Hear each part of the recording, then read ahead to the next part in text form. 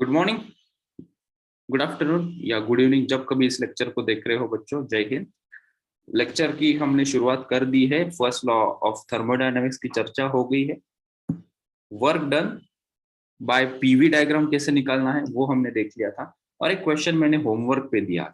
ठीक है, तो वीडियो को पॉज करके इस क्वेश्चन को पढ़ लेना, मैं इसे एक्सप्लेन करने जा रहा हूँ। यहाँ पे पीवी डायग्राम दी है और यहाँ पे दो प्रोसेस दिए हैं। एक प्रोसेस ए दी है जिसका पाथ है 1A2, और एक दूसरी प्रोसेस है जो 1B2 इस रास्ते से जा रही है। और ये चारों ऑप्शन में से कौन सा ऑप्शन सही है हमें पूछा है। Heat absorb and internal energy compare करो पाथ ए और पाथ बी के लिए। तो हमने देखा कि इंटरनल एनर्जी को हम ऐसा कह सकते हैं कि दोनों प्रोसेस एक जगह से चले और एक जगह पे ही खत्म हो गए। मानो कि दोनों औरंगाबाद से चले और गोवा पे आ गए। ठीक है, भले ही ए का पाथ अलग है और बी का पाथ अलग है, लेकिन इनिशियल और फाइनल डेस्टिनेशन अगर सेम है तो हम कहेंगे change in internal energy same for the both process. इसलिए एक तो हमें मिल गया इंटरनल एनर्जी का कंपैरिजन। दूसरा हमें कंपेयर करना था कि इनकी हीट एब्जॉर्बिंग कैपेसिटी किसकी ज्यादा या कम है। यहाँ पे हमने देखा कि एरिया अंडर द कर्व एक बार देख लो। ए का एरिया अंडर द कर्व इतना बड़ा है, बी का एरिया अंडर द कर्व थोड़ा ए से छोटा है। तो जिसका एरिया अंडर द कर्व बड़ा होता है मतलब उसका वर्क डन भी ज्यादा होता है। वर्क डन ज्यादा है और heat change in internal energy same है, मतलब अगर हम हीट को कंपेयर करेंगे फर्स्ट लॉ ऑफ थर्मोडायनामिक्स से, ये तो सेम है। तो जिसका वर्क डन ज्यादा है उसकी हीट एब्जॉर्ब ज्यादा होगी। तो because of this thing, which thing, area under the curve जिसका ज्यादा है उसका वर्क डन ज्यादा है और उसका हीट एब्जॉर्ब ज्यादा होगी। तो यहाँ पे ए प्रोसेस का एरिया अंडर द कर्व ज्यादा है तो उसका हीट एब्जॉर्ब ज्यादा होगी।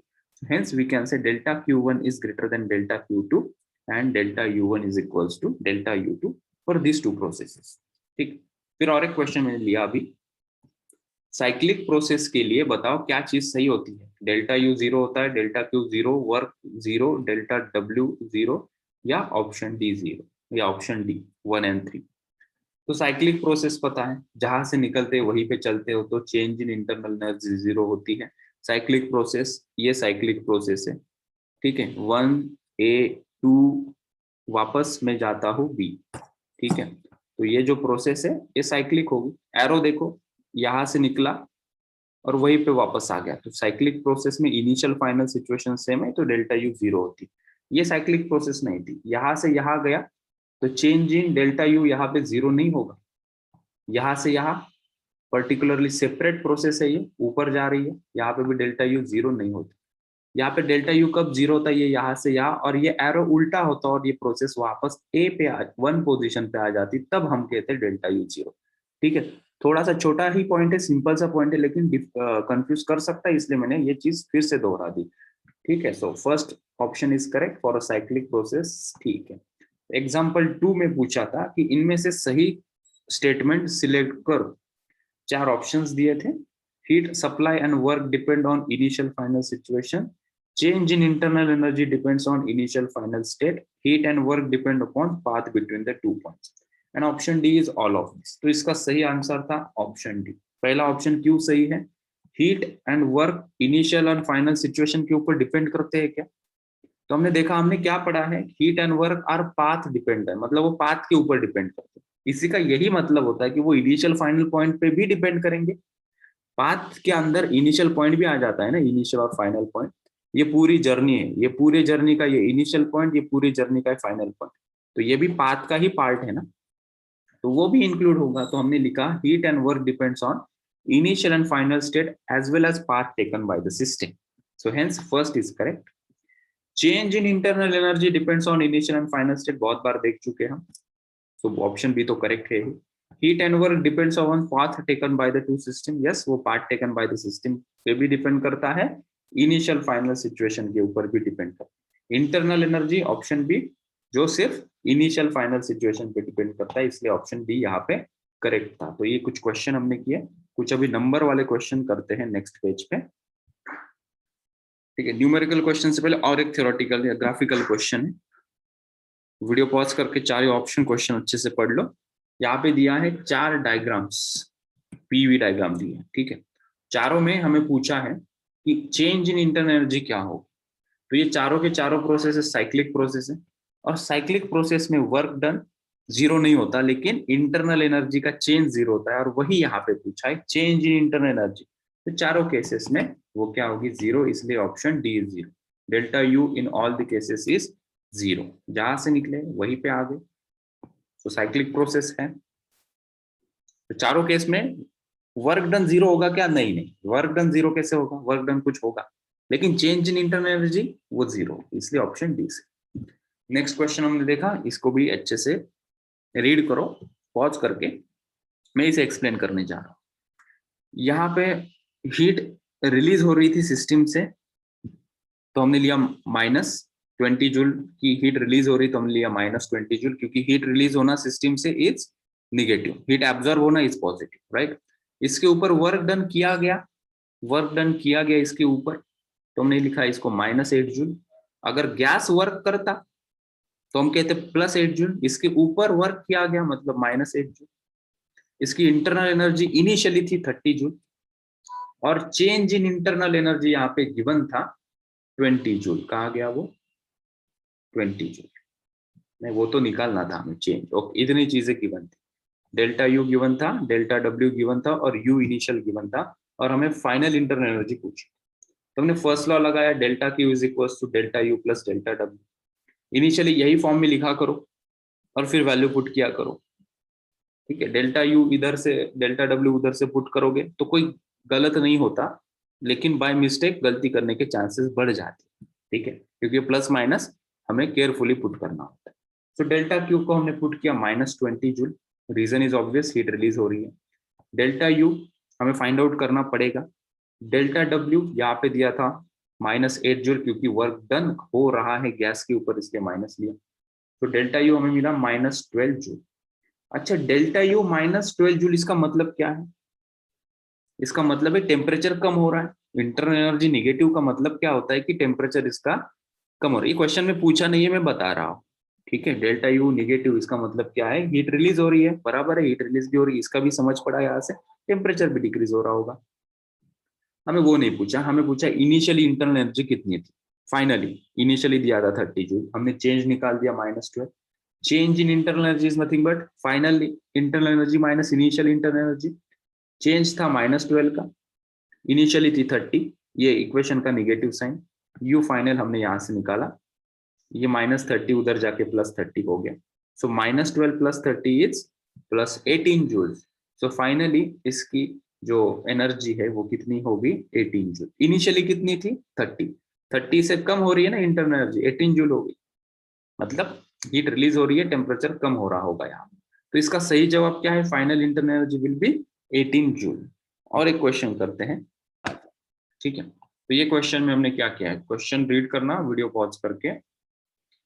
इस क्वेश्चन में हमें गिवन है कि दो प्रोसेस हो रही है, ठीक है, ए टू बी, दो प्रोसेस हो रही है। ये रास्ते से एक प्रोसेस है, और ये रास्ते से दूसरी प्रोसेस है। दोनों प्रोसेस में इनिशियल फाइनल स्टेट सेम है। गिवन डेटा है for the process 1, delta Q absorb हो रही है, हीट एब्जॉर्ब हो रही है, इसलिए हम पॉजिटिव 8 × 10⁵ जूल्स लेंगे। Work done perfectly gas does the work of external work of 6.5 × 10⁵ joules। तो एक्सटर्नल वर्क ये वर्ड से कंफ्यूज नहीं होना है, यहाँ पे उन्होंने मेंशन किया है कि गैस वर्क कर रही है, तो इसलिए हमने पॉजिटिव लिया। By the gas, work is done by the gas, इसलिए पॉजिटिव लिया। फर्स्ट लॉ लगाया, delta Q is equal to delta U plus delta W. वहां से मुझे चेंज इन इंटरनल एनर्जी मिली 1.5 × 10⁵ जूल। क्वेश्चन में क्या पूछा था, in another process in which it absorbs 10⁵ joules of heat, then in the second process work done कितना होगा। ये जो सेकंड प्रोसेस है जहां पे हीट एब्जॉर्ब हो रही है 10⁵ जूल्स की, तो वर्क डन कितना होगा इस प्रोसेस में। ये प्रोसेस है जो पहले प्रोसेस की इनिशियल और फाइनल सिचुएशन के सेम थी। तो अगर इनिशियल और फाइनल सिचुएशन सेम है, तो जो पहले प्रोसेस में चेंज इन इंटरनल एनर्जी था वही सेकेंड प्रोसेस में चेंज इन इंटरनल एनर्जी होगा, क्योंकि दोनों की इनिशियल और फाइनल पोजीशन सेम है। तो हमने ये जो डेल्टा यू का आंसर है ये सेकेंड प्रोसेस के लिए यूज कर लिया। डेल्टा क्यू वहां पे गिवन था, और आसानी से हम फर्स्ट लॉ लगा के डेल्टा डब्ल्यू निकाल सकते हैं। तो हमने फर्स्ट लॉ यहाँ पे लगाया, डेल्टा क्यू गिवन था, एब्जॉर्ब हो रही थी यहाँ पे, इसलिए पॉजिटिव ही लिया है। सो 10⁵ डेल्टा यू यहाँ पे गिवन था, ये वो पुट कर दिया, डेल्टा W2 यहाँ से सब्ट्रैक्ट करके आ गया, तो डेल्टा W2 मुझे मिला -0.5 इंटू 10⁵, ये 1 - 1.5 मिल गया 0.5 with minus sign. Negative sign indicate क्या कर रहा है कि इसके ऊपर काम किया गया है, work done on the gas, इसलिए इसका ऑप्शन कौन सा सही होगा, ऑप्शन बी। अगर ये आंसर प्लस आता तो हम लिखते work done by the gas, तब ऑप्शन डी आता, लेकिन यहाँ पे नेगेटिव आया है इसलिए ऑप्शन बी करेक्ट होगा। क्वेश्चन में क्या दिया है, क्वेश्चन को अच्छे से रीड कर लेते हैं। Calculate the increase in internal energy of 1 kg of water at 100 degree Celsius. जो पढ़ रहे हैं उसको हम लिख लेते हैं। तो मेरे पास है 1 kg of water 100 degree Celsius पे।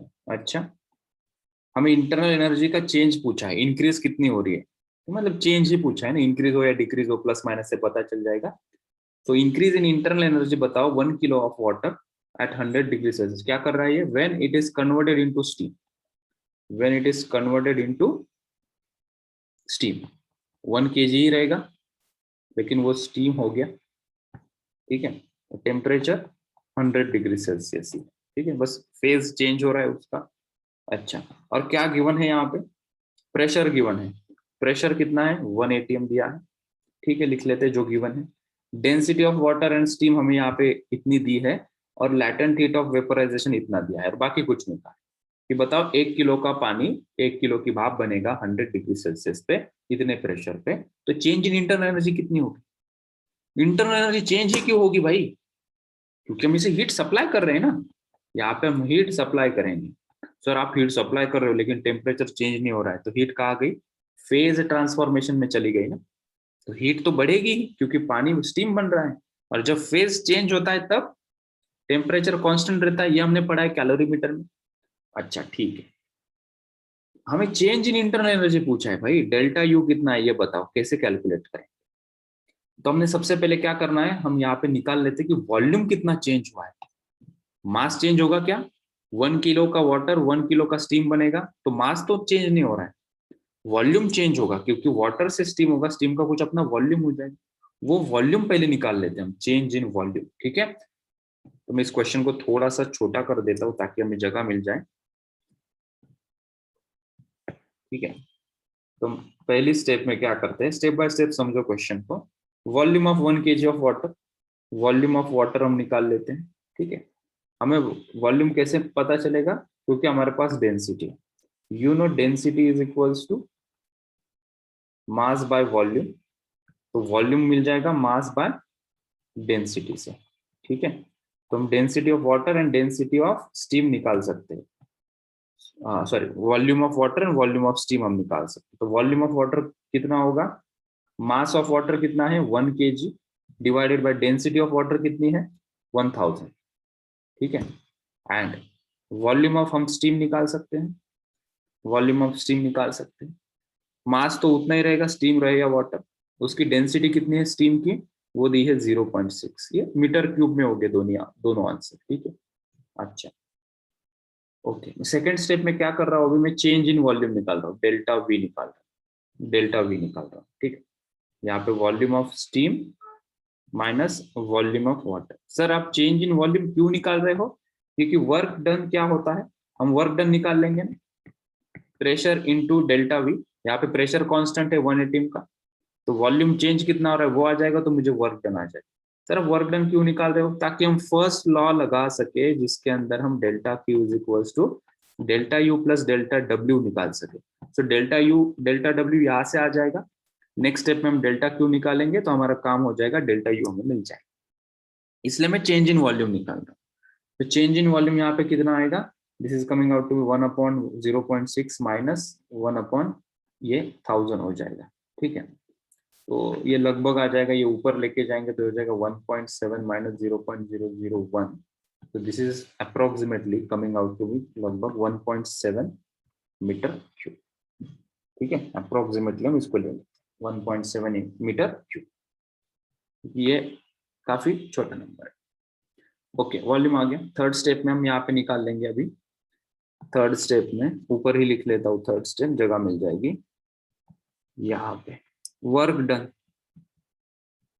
Done by the system, work done by the system क्या होगा, P into delta we. Pressure कितना गिवन है बाबू, कितना है रे बाबू प्रेशर यहाँ पे 1 atm, ऐसा हमें पास्कल में चाहिए, तो 1 atm is nothing but 100 kilo pascal ले लो भाई, 100 किलो है, इसको 10⁻³ कर दो, पास्कल में हो जाएगा, ठीक है। इनटू हमारा चेंज इन वॉल्यूम कितना आया 1.7, ये कितना आएगा फिर 1.7 इंटू 10⁵ जूल्स। डेल्टा डब्ल्यू आ गया भाई, ये पहला आंसर आ। फोर्थ स्टेप में हम क्या करते हैं, यहाँ पे हम फर्स्ट लॉ अगर थोड़ा सा गौर करो, delta Q is equals to delta U plus delta W.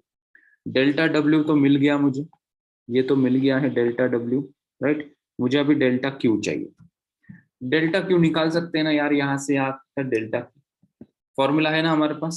Anyone can you tell me delta Q के लिए क्या फॉर्मूला यूज करें? Very good, m into L करेंगे या mc डेल्टा टी करेंगे, दोनों में से कौन सा? फर्स्ट वाला, क्योंकि फेज चेंज हो रहा है, ये नहीं यूज करेंगे, फेज चेंज हो रहा है ना, तो जब फेज चेंज होता है तो m इंटू एल करते हैं। तो यहाँ से डेल्टा क्यू आ जाएगा, मास कितना है भाई 1 kg, latent heat of vaporisation कितनी गिवन है, इतनी गिवन है 2.25 इंटू 10⁻⁶। तो डेल्टा क्यू भी आ गया भाई, ले डेल्टा क्यू भी आ गया, ठीक है। तो फर्स्ट लॉ ऑफ थर्मोडायनामिक्स से फिफ्थ स्टेप में delta Q is equals to delta U plus delta W करेंगे, तो डेल्टा यू हमें मिल जाएगा delta Q minus delta W.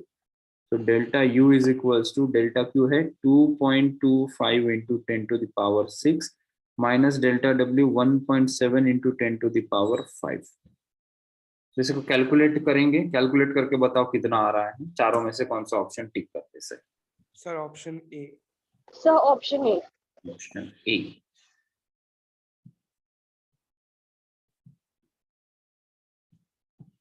सो डेल्टा यू ये आ रहा है, it is coming out to be 2.08 into 10⁶ joule. तो इस प्रकार से हम फर्स्ट लॉ का इस्तेमाल कैलोरीमीटर के कनेक्शन से करके चेंज इन इंटरनल को फाइंड आउट करने में कामयाब हो सके, ठीक है। वैरायटी ऑफ क्वेश्चंस हमने आज डील किए, आज के लेक्चर को हम यही खत्म कर देते, टाइम हो गया समाप्त। हमने ये क्वेश्चन देखा, फिर यहाँ पे देखा जहाँ पे चेंज इन इंटरनल सेम होती है अगर इनिशियल फाइनल स्टेट सेम है, प्लस माइनस के साइन के कुछ क्वेश्चन किए, कुछ थ्योरेटिकल क्वेश्चन किए, जहाँ से हमने अंडरस्टैंडिंग बढ़ाई पाथ के ऊपर कौन डिपेंड होता है कौन डिपेंड नहीं करता है, किसका साइन प्लस किसका साइन माइनस, ठीक है। तो कल के लेक्चर में हम प्रोसेसेस की बात करेंगे। So tomorrow when we will meet, we will talk about the different processes और उनके ऊपर वर्क डन के क्या फॉर्मूले बैठते हैं, फर्स्ट लॉ यहाँ पे कैसे हम अप्लाई करेंगे, ठीक है। तो ये कल के एजेंडा में हम डिस्कस करेंगे, प्रोसेस के अंदर वर्क डन या फर्स्ट लॉ ऑफ थर्मोडायनामिक्स कैसे लगाया जाता है। तो आज के लेक्चर में इतना ही बच्चों।